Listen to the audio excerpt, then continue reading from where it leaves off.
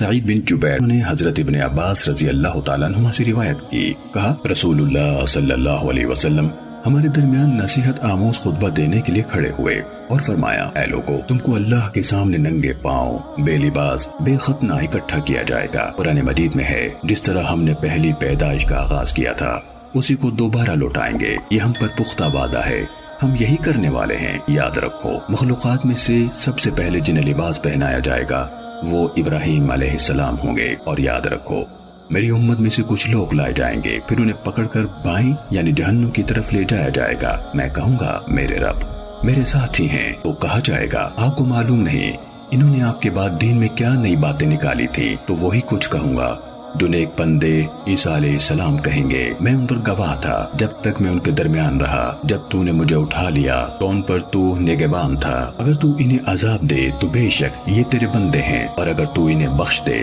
تو یقیناً تو ہی بڑا غالب اور بڑا دانا ہے۔ فرمایا، مجھ سے کہا جائے گا جب سے آپ ان سے جدا ہوئے تھے یہ مسلسل اپنی ایڑیوں پر لوٹتے چلے گئے۔